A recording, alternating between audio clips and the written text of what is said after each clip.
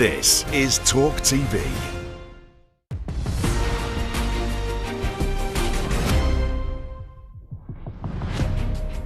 Welcome back. The majority of children who get excluded in primary school don't pass their GCSEs in English and Maths. That's according to new research. The charity Chance UK looked at the long-term impact of children being excluded or suspended in primary school and found that 9 out of 10 of those children don't pass key GCSEs. Almost all of the children that this happened to, 97% to be precise, had a special educational need or disability. The charity is now calling on the government to do more for these particular children. Joining us to discuss this, Frances Gilbert, a teacher and author. Frances, thank you very much indeed for joining me. I mean, we've just said that each one of these children has a particular educational need or specific disability. So you might say, I suppose, that these aren't the children who are destined to do well at GCSEs anyway, as they have other additional needs to deal with. And therefore, the suspension is just a kind of supplementary issue rather than the main issue.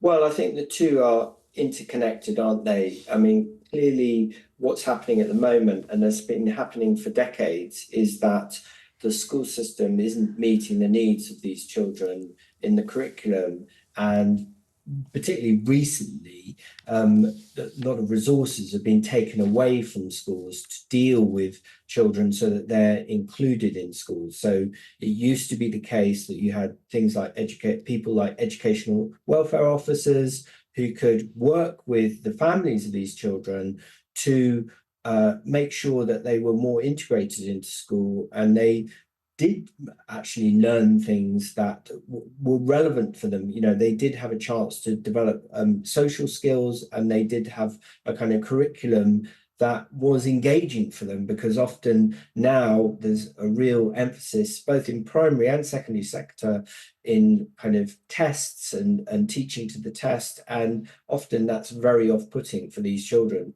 And of course, once they start misbehaving, they can then get into a cycle of being told off, and that can eventually lead to permanent exclusion from school, because the school just doesn't have the resources and the staff to cope with it. And once, of course, they're outside the system, talk to me about excluding a primary school pupil, because obviously these are pupils under the age of 11, and there must be an enormous amount of will towards keeping them in school and not excluding them. You know, it can't be a first response. It has to be a reluctant measure that's undertaken only in extremis, doesn't it? So what sort of behaviour would a primary school child have to exhibit to be excluded in the first place?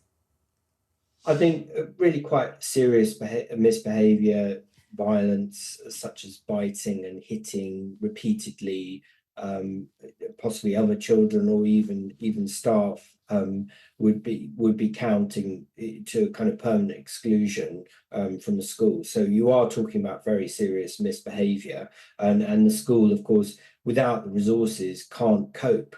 If you've got very large class sizes and teachers, you know, need to supervise other children and they have to get them through the tests, that then contributes to it. But of course, when there was proper resources in schools, you could have educational welfare officers, you could have even social workers in school, and find ways of including and keeping these children in school and slowly integrating them and working with the parents, because no child is you know, going to be should be left behind like this.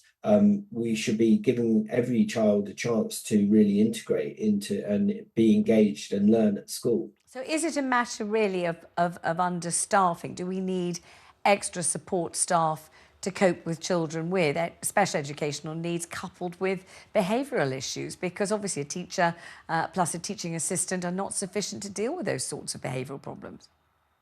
No, you know, a mainstream teacher is delivering the curriculum, aren't they? And they're not, shouldn't be expected to deal with, you know, very serious misbehaviour, repeated misbehaviour of that kind.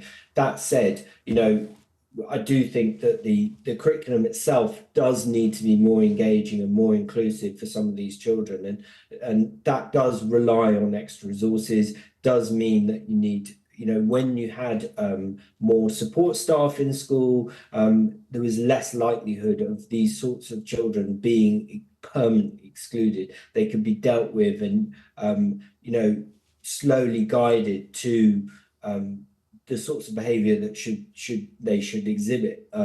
So yeah, I think it's a mixture of issues. I think it is the curriculum that's at fault at the moment. I do think it's overly Victorian and quite boring for a lot of children, most of whom put their heads down and behave. But then, of course, the children that are really disturbed go wild, don't they? And they need to be engaged. And Francis, thank you very much indeed. Good to have your considered opinion as ever. Thank you very much.